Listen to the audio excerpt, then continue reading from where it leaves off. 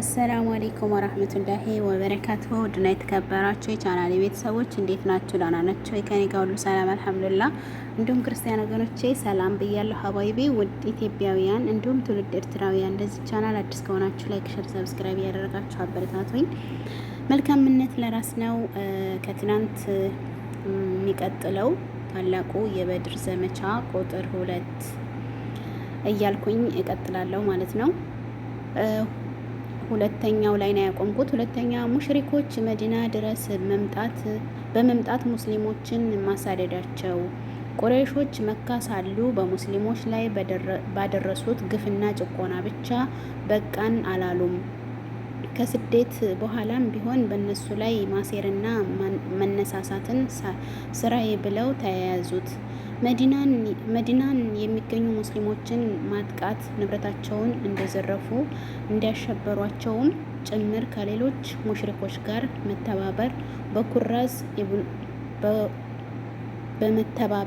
በኩሪዝ ኢብኑል ሀብሀብ አልፋሪህ የሚመራ ጦር ላኩ። ይህ ጥቃት የመጀመሪያው የበድር ጦርነት በመባል ይታወቃል።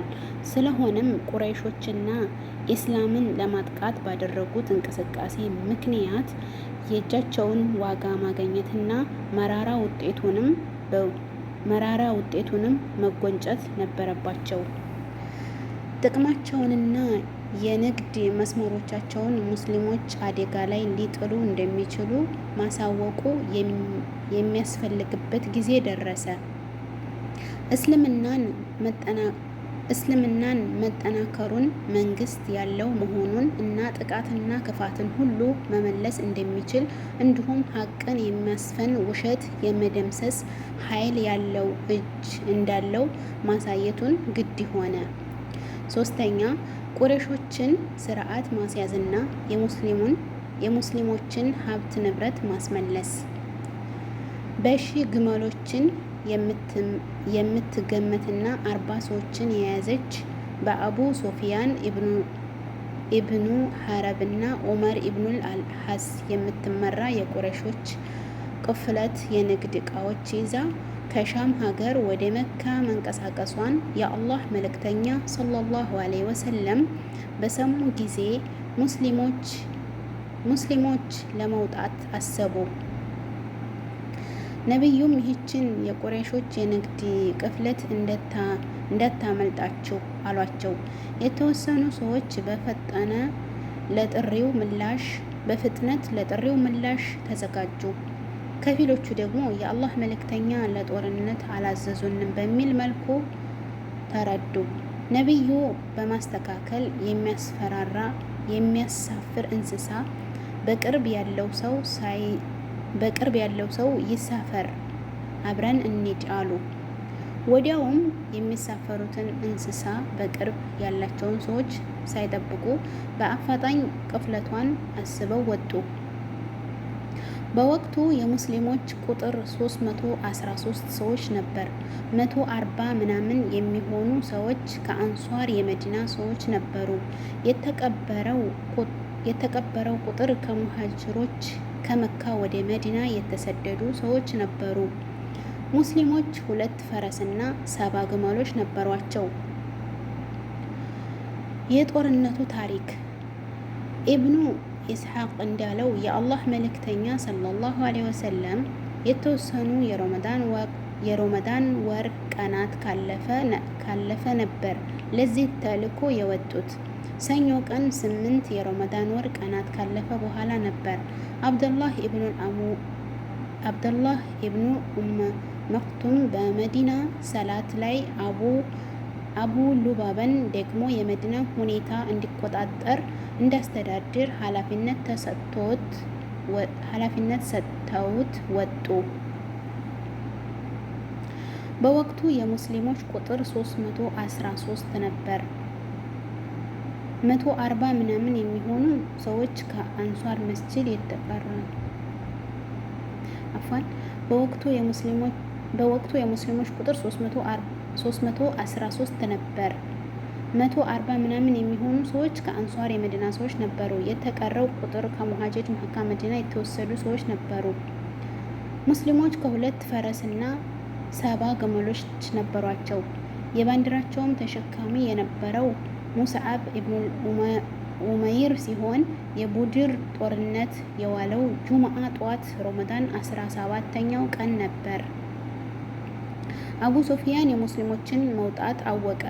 አቡ ሱፊያን እጅግ ንቁና ጠንቃቃ ሰው ነው። ነገሮች ይዘው የሚመጡትን መጨረሻ ይገምታል። ቁረይሾች በሙስሊሞች ላይ የሰሩትን ግፍ ጠንቅቆ ያውቃል። እያደገ ያለውን የሙስሊሞች ኃይል ሁኔታም በቅርብ ይከታተላል። ከሻም ግዛት ወጥቶ ሂጅዝ ዋናው የአረቢያን ምድር አካባቢ እንደደረሰ የመዲና ሙስሊሞችን ሁኔታ መሰል ያዘ። ለንግድ ቅፍለቱም ፈርቶ በእነሱ አካባቢ የሚያልፈውን መንገደኛ ሁሉ የአካባቢውን ሁኔታ ያጠያይቅ ነበር። በመጨረሻም የተወሰኑ መንገደኞች ሙሐመድና ባልደረቦቹ የንግድ ቅፍለት የሆነችውን የመካን ግመሎች ለመከታተል የወጡ ስለመሆናቸው ወሬው ደረሰው። በዚህ ጊዜ የጥንቃቄ እርምጃ ወሰደ። መንገድ ከመቀየሩም ባሻገር በመካ ላሉ ቁረይሾችም የይድረሱልኝ መልእክት ላከ። የቁረይሾች መውጣት አቡ ሱፊያን ወሬው እንዲነገርለት ደምድሞ ኢብኑ ዑመር አልግፍሬን ቀጠረ። እሱም አፍንጫው በተቆረጠ ግመል ላይ ሆኖ በድር ኮርቻውን አዙሮ ቀሚሱን ቀድዶ እንዲህ በማለት እየጮኸ መካ ደረሰ። እናንተ ቁረይሾች ሆይ ከአቡ ሱፊያን ጋር ያለው ሀብት ንብረታችሁን ሙሐመድና ባልደረቦቹ ሊዘርፉ ወጥተዋል። ልትደርሱለት ግድ ነው። ድረሱላቸው። ቁረይሾች ይህንን ባወቁ ጊዜ ለንግዳቸው ፈሩ።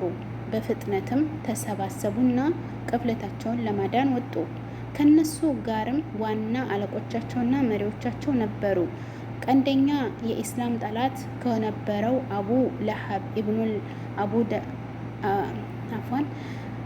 ከአቡ ለሃብ ኢብኑ አቡ ሙጠሊብ የነብዩ አጎት የነበረው በስተቀር ማንም የቀረ አልነበረም። እሱም ቢሆን በምትኩ አልአስ ኢብኑል ሂሻም ኢብኑል ሙራጌሕን ልኮ ነበረ። በዚሁ ቁረይሾች ለመውጣት ከስምምነት ደረሱ።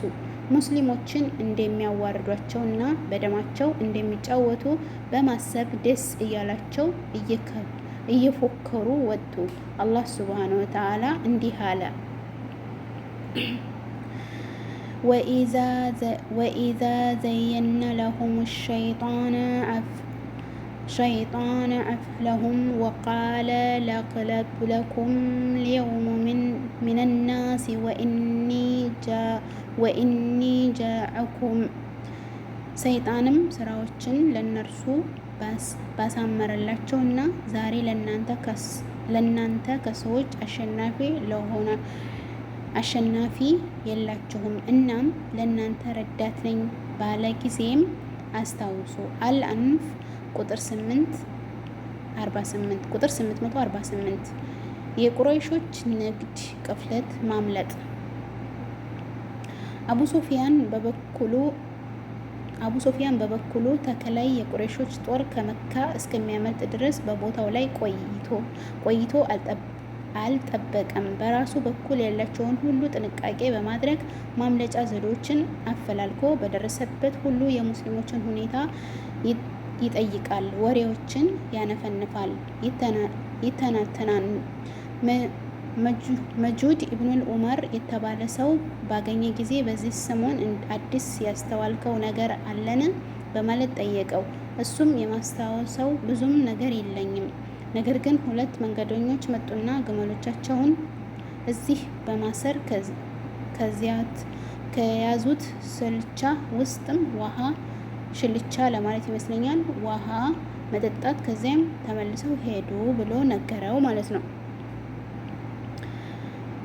አቡ ሶፊያንም ግመሎቻቸውን አስረው ወደ ነበሩበት በመምጣት ከእንስሶቹ የቀረውን በጠጥ በማንሳት ሲበትን ሲበትን ውስጡ ደረቅ ፍሬ አገኘ። ከዚያም ወላሂ ይህ የየስሪብ መኖ ነው አለ። ሁለቱ ሰዎችም የሙሐመድ ወገኖች መሆናቸውን ገመተ። የሙስሊሙ ጦርም እዚህ አካባቢ መሆን አለበት ሲልም አሰበ።